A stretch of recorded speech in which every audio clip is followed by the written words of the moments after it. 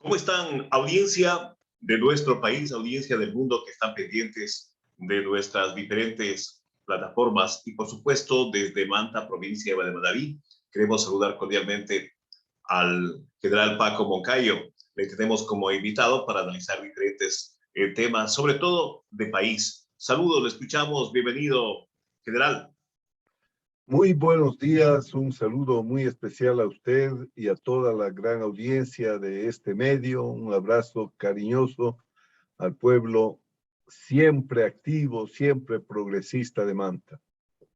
Bueno, vamos a comenzar con aspectos de actualidad para luego en forma cronológica iremos manifestando diferentes inquietudes que usted oportunamente las sabrá responder y por supuesto a manera de información en general, sobre todo para nuestra audiencia y para quienes seguimos su trayectoria. Lo hemos visto públicamente en esta semana, precisamente en un acto en el Palacio de Carondelet, precisamente en la posesión del nuevo ministro de Defensa. Coméntenos cómo se da esa invitación de parte del gobierno o fue parte de la invitación del nuevo ministro.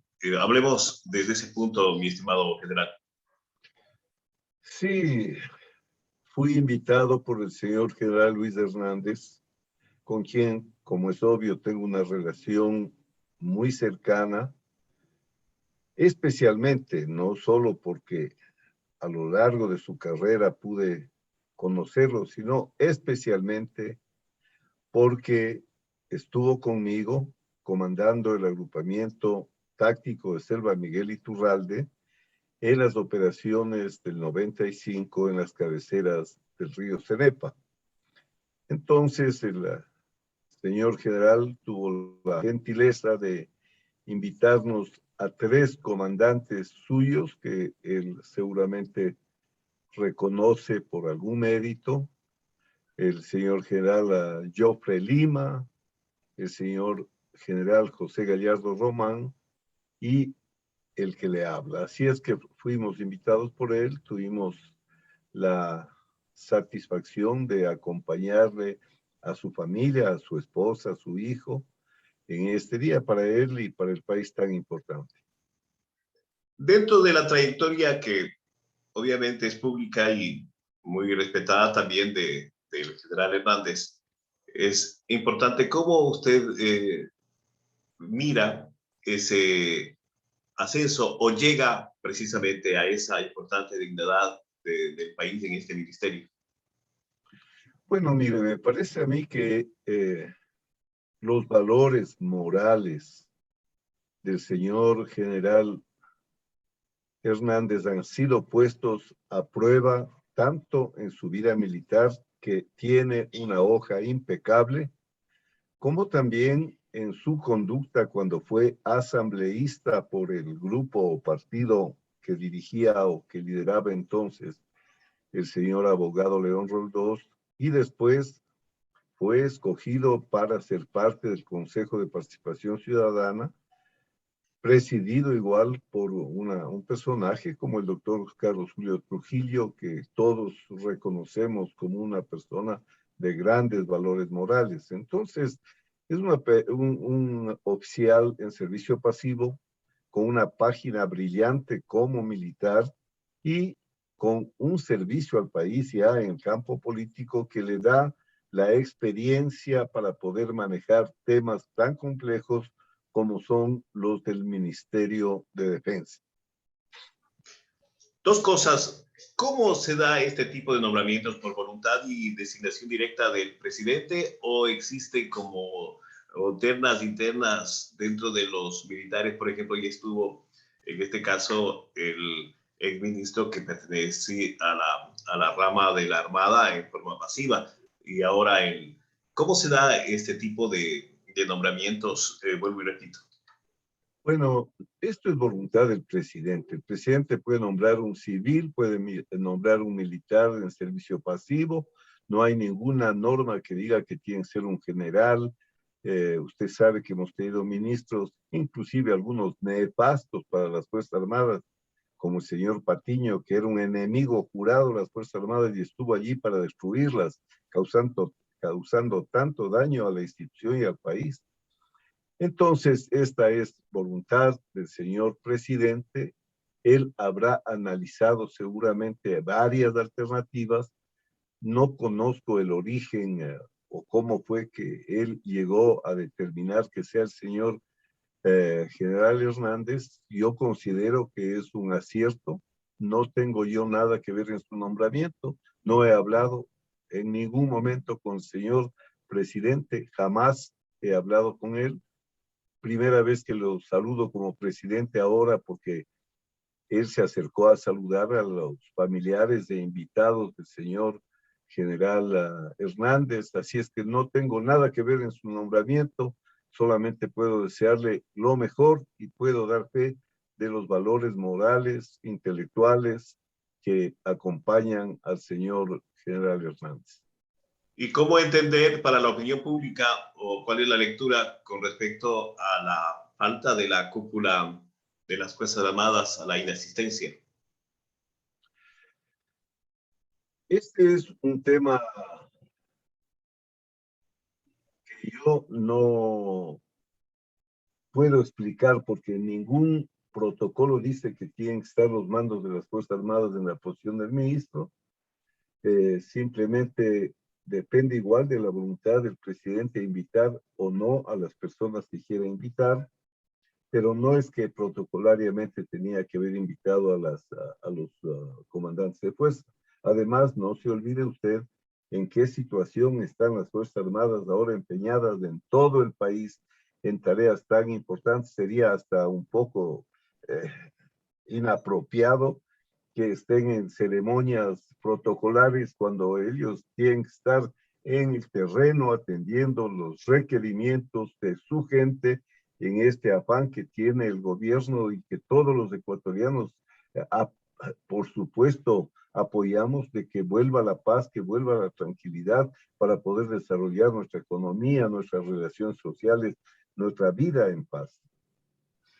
Precisamente dentro de las circunstancias mencionadas, ¿cómo llega este nombramiento de parte del nuevo ministro de Defensa cuando precisamente el mismo día se expide el decreto de excepción de parte del presidente de la República? ¿Cuál es su opinión al respecto, usted como ex militar, obviamente también como ex diputado, ex autoridad de la ciudad y como un ciudadano reconocido, general? Bueno, la verdad es que la emergencia existe, no se inventa nadie, ¿no? Cuando vemos nosotros lo que sucede en las cárceles y el mundo entero a través de los medios está absorto, abismado de ver lo que pasa en nuestro país. Cuando vemos cómo los sicarios matan en los espacios públicos con la mayor impunidad. Cuando vemos que las bandas del narcotráfico, los cárteles, pelean en nuestro territorio soberano por controlar espacios. Entonces, tenemos que reconocer que la situación es de grave alteración del orden público y que eso es un motivo, esas son causas, son motivos que establece la Constitución para declarar un estado de emergencia. Más claro que lo que estamos viviendo no puede ser.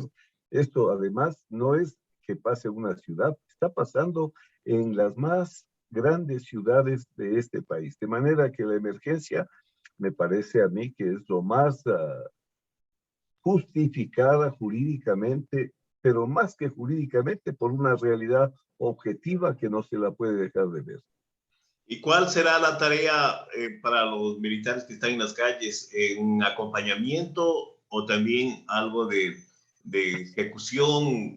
Precisamente ahora que en esta semana se han dado diferentes manifestaciones en el país, tanto sectores de agricultura, sectores de los trabajadores, los médicos, etcétera, etcétera.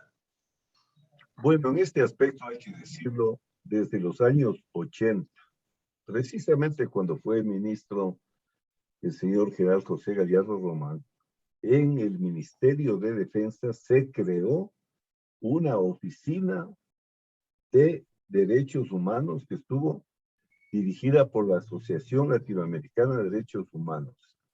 Desde entonces hasta ahora, los oficiales, el personal, reciben cursos esmerados sobre el derecho humanitario y sobre los derechos humanos.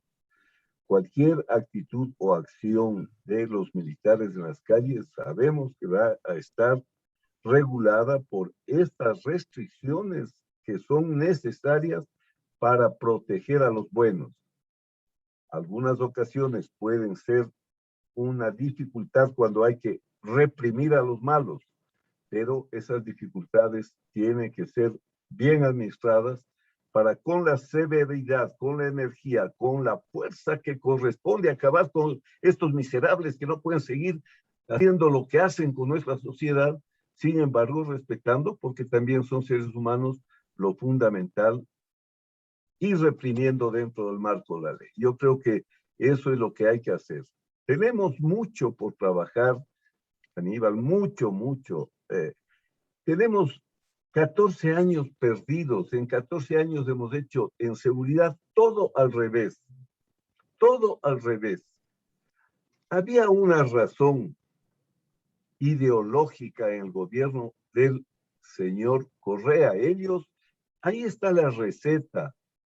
Ellos tenían, y seguramente están convencidos de esto, que desideologizar a las Fuerzas Armadas, porque según ellos, las Fuerzas Armadas, según el marxismo-leninismo, pues, de donde nacen estas torpes y mañosas nuevas tendencias, que Marx se avergonzaría de ellas.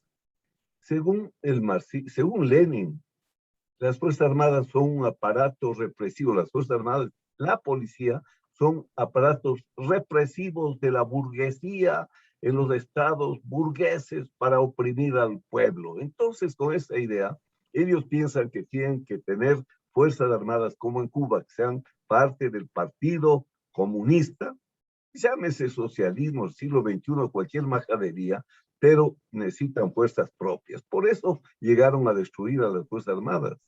No lograron hacerlo. ¿Por qué? Porque las Fuerzas Armadas no eran las de Venezuela, no eran las de Cuba cuando ganó Castro, ¿no? Que eran unas Fuerzas Armadas corruptas y mediocres, las del presidente Batista, ¿no? Que fue un sargento, llegó a general y en efecto eran unas Fuerzas Armadas desastrosas. Por eso ganó Fidel Castro y con el apoyo de los Estados Unidos. Entonces, con estos antecedentes, una constitución que es un desbarajuste. Mire, no se sabe qué quiere decir. Unas veces habla de seguridad nacional, otras de seguridad humana, otras de seguridad ciudadana, otras dice que las Fuerzas Armadas y la policía son organismos de defensa y protección de los derechos de los ciudadanos. O sea, es un desbarajuste. La ley que el congresillo aprobó es de una mediocridad impensable.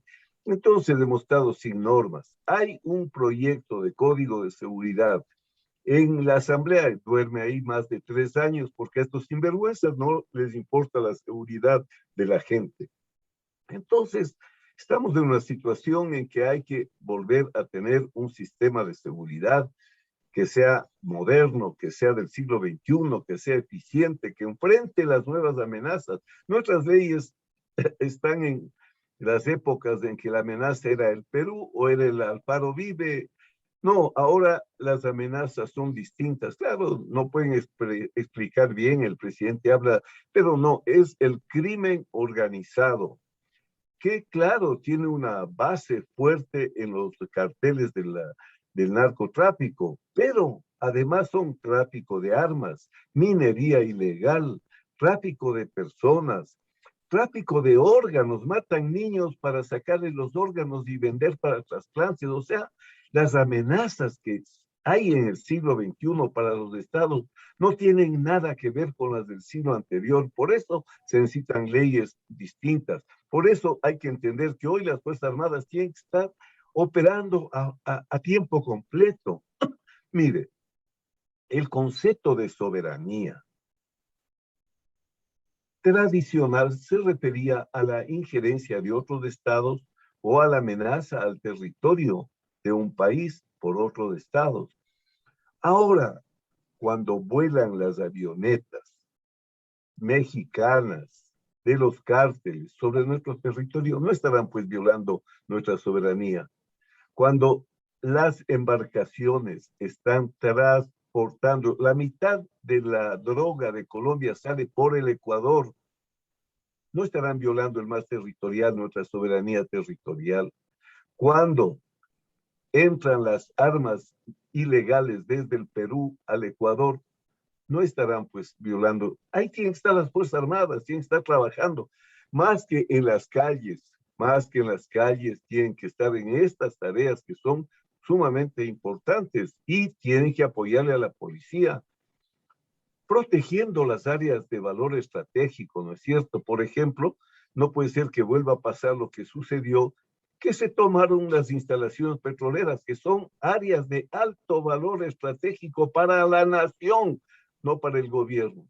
Hay tantas tareas y por supuesto yo creo que con el general Hernández esto va a estar bien orientado porque tenemos unas buenas Fuerzas Armadas, tenemos una buena Policía Nacional. Lo que yo creo es que nos falta una buena política de seguridad, una buena estructura de seguridad, una buena doctrina de seguridad. Allí noto las deficiencias. Yo estoy muy optimista de que en estos aspectos de la seguridad, del combate a estas amenazas nuevas, vamos a estar bien protegidos.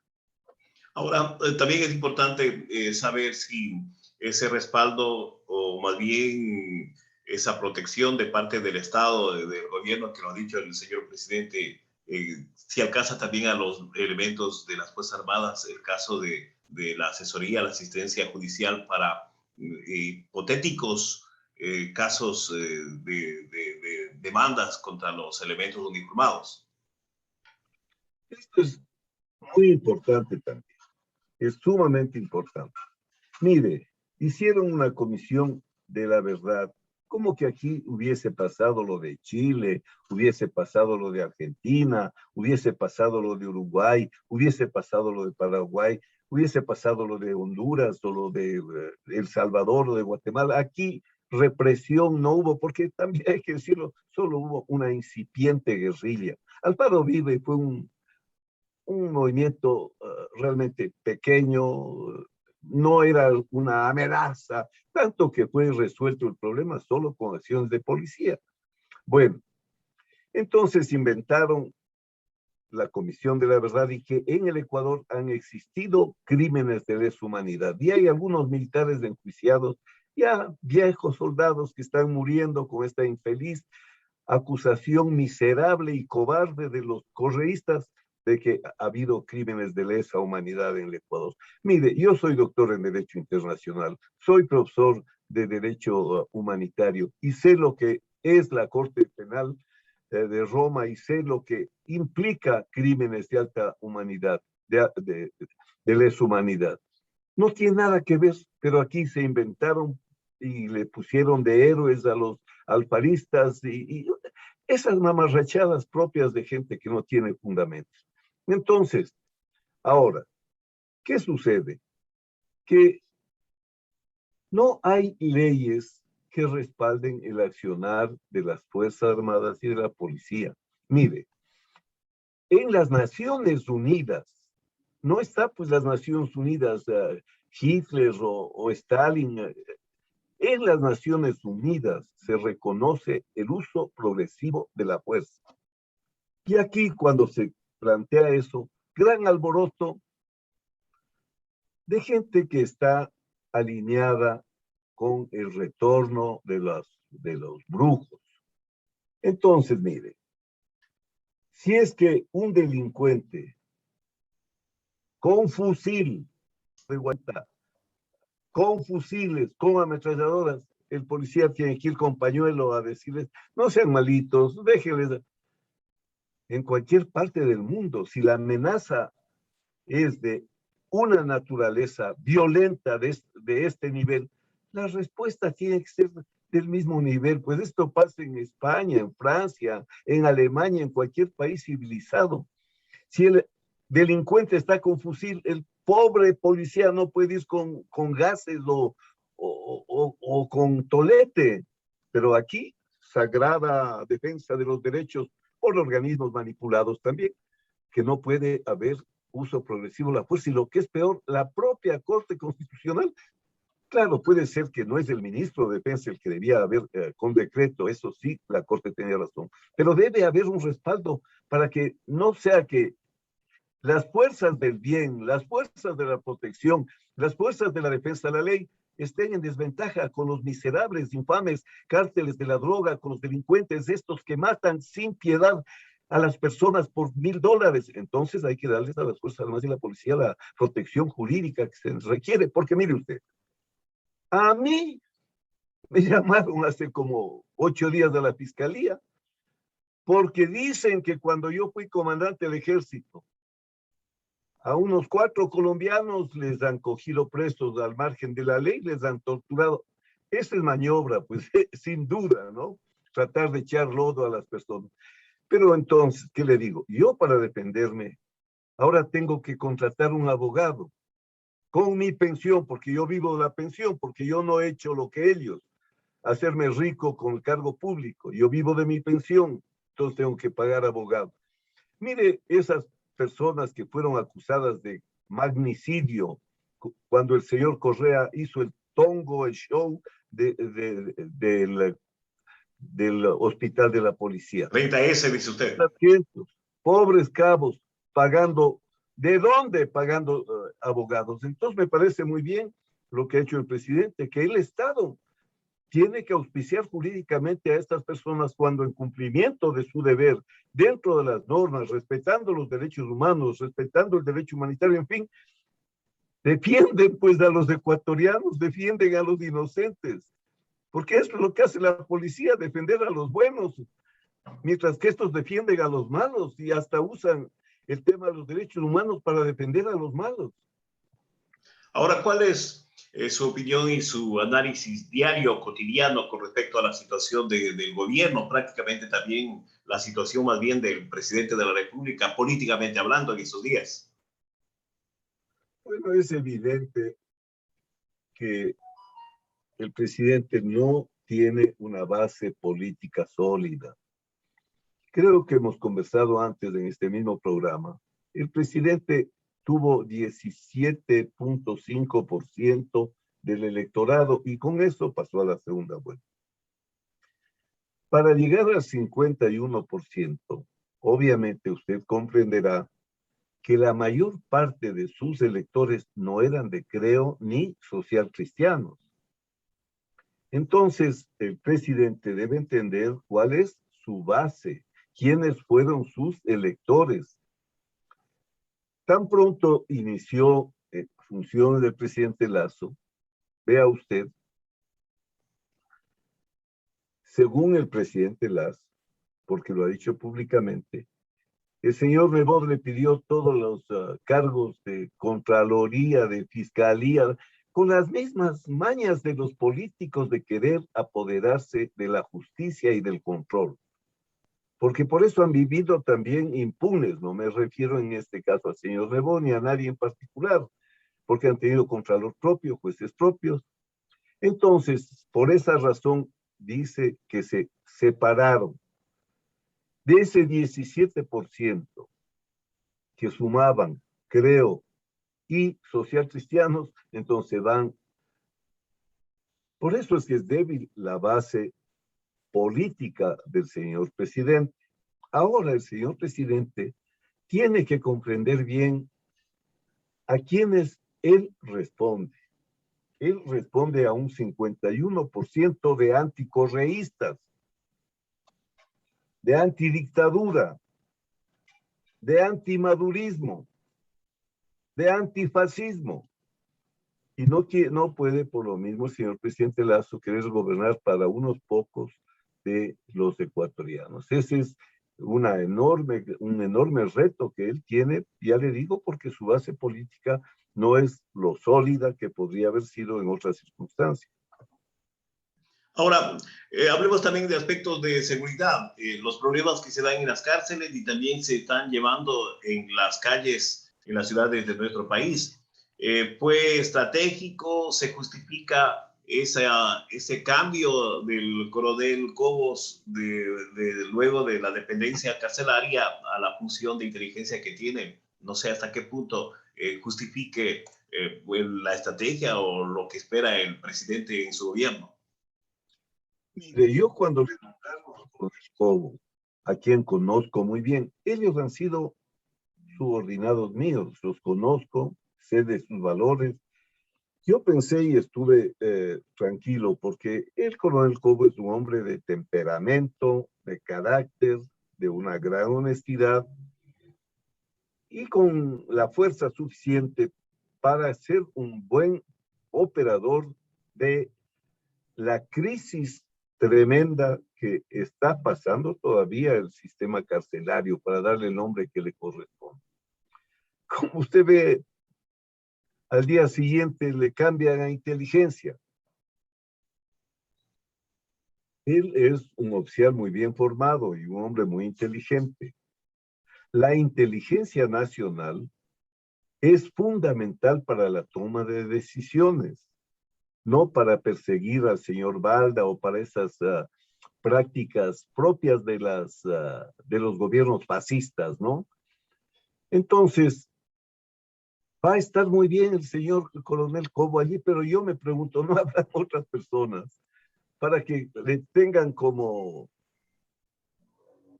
salvación del uno, del otro cargo, ¿no es cierto? Me imagino, pues yo conozco a muchos oficiales de la Policía Nacional, del Ejército Nacional, que tienen maestrías en inteligencia, que se han educado en el exterior, en el área.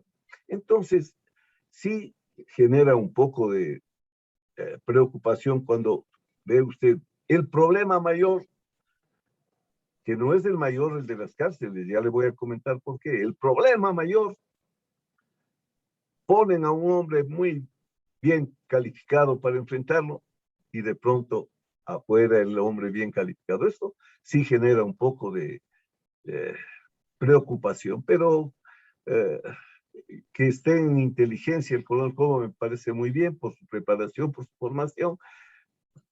Lo que no debería es haber cambios tan abruptos. Justo cuando está usted de media guerra, le cambian de un trabajo al otro trabajo. Cuando llegamos a esta etapa y le dejaron al señor coronel Zapata en el COE Nacional, me preguntaron, yo dije, pero qué bien, porque no se cambia en media guerra pues de comandante, ¿no es cierto? Así es. Hay que hacer las cosas bien. Ahora, ¿qué es lo que le espera o qué se esperaría de lo que pase con el gobierno? Porque usted sabe que también políticamente está cuestionado con el asunto de los paraísos fiscales y entonces vendrán marchas, manifestaciones, contramarchas, que de ese aspecto usted también de alguna manera en ese aspecto tiene conocimiento porque en carne propia también defendió a la ciudad en su momento, allá por los años 2005, justamente cuando se daban estas llamadas contramarchas convocatorias en donde llegaban de diferentes provincias y conjuntamente con varios sectores y con el prefecto de entonces y usted como alcalde se evitaba esa llegada y esa obstrucción. Claro, el tema fundamental es que no entendemos con claridad lo que es la democracia. Y también hay temas de fondo que no son bien analizados, porque el derecho a manifestarse es un derecho universal. Nadie le puede prohibir a cualquier sector de la sociedad que se manifieste en las calles, en las plazas políticamente. Lo que tampoco puede nadie aceptar es la barbarie, es la destrucción de los bienes públicos, es el asalto al patrimonio cultural de una ciudad que no es de esa ciudad, sino que es del país y de la humanidad. Entonces, eso tiene que ser reprimido, pero es que no hay otra forma. ¿Cómo funcionaría el mundo?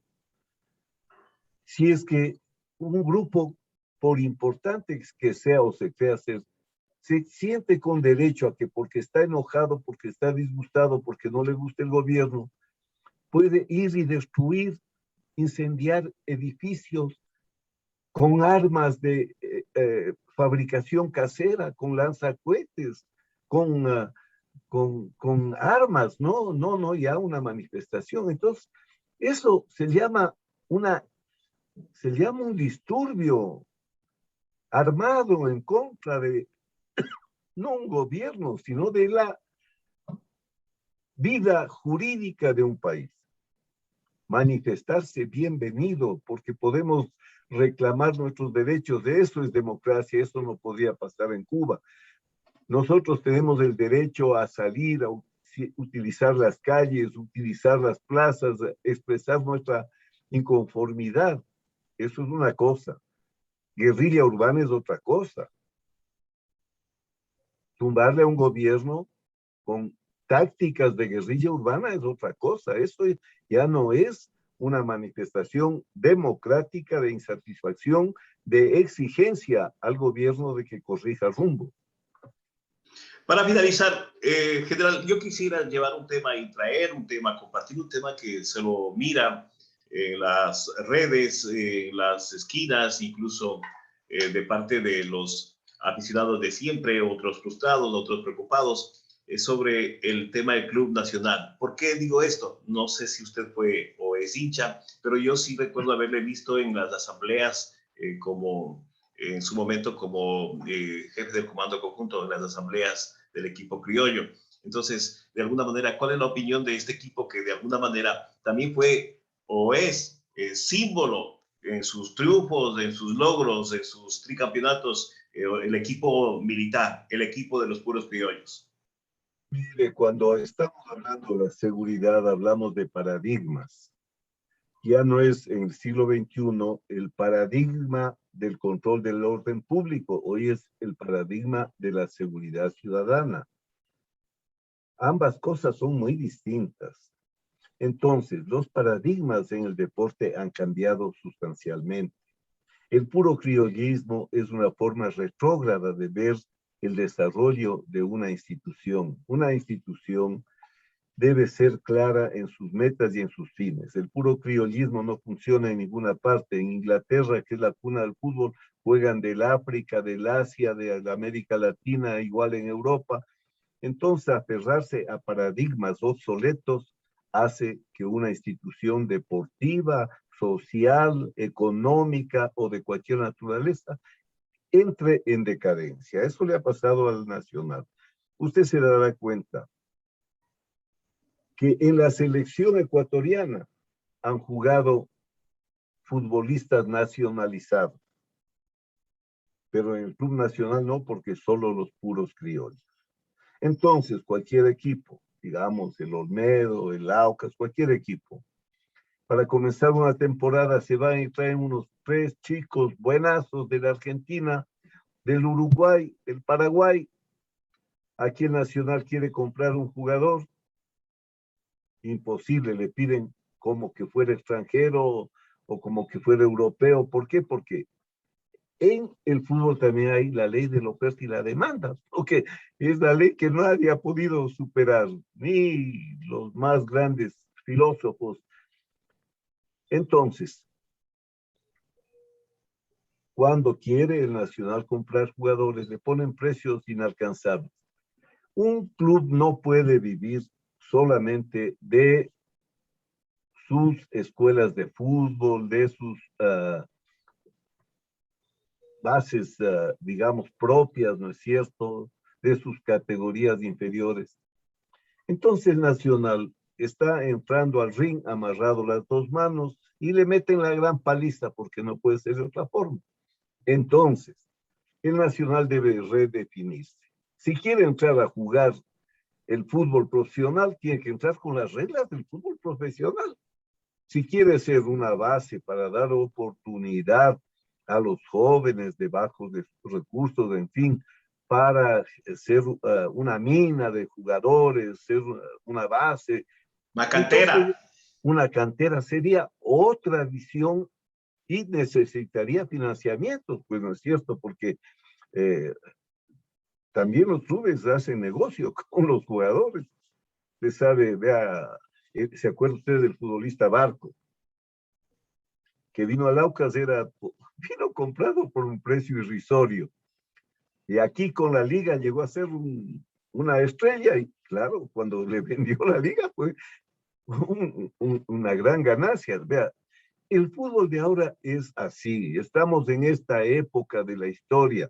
Vivir con paradigmas pueden ser heroicos, bonitos, puro criollismo, en fin, no funciona. Entonces, el Nacional está donde está, no porque sean malos dirigentes, no porque pase nada que no sea, está con paradigmas del siglo pasado, jugando en el siglo XXI.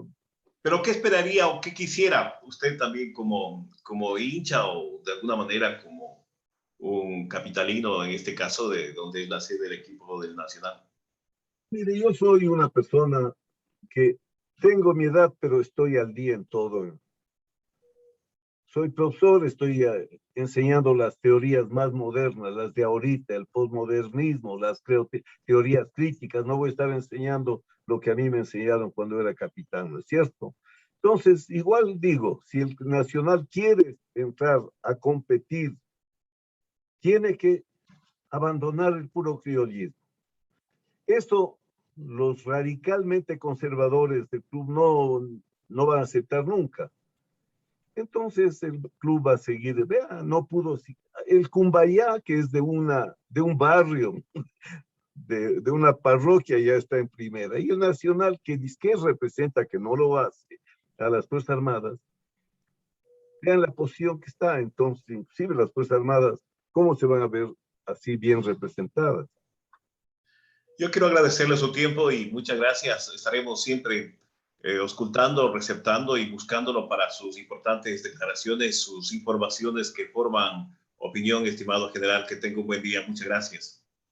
Muchas gracias a usted. Siempre es un gusto atender a estas entrevistas que me ayudan a transmitir mi poca experiencia y mis ideas, que no son Biblia de nadie, pero son mis ideas, modestamente, pero gracias por considerarlas importantes. Y claro, ratificamos nuestra filosofía en cada una de las intervenciones, de las entrevistas, informamos y formamos opinión.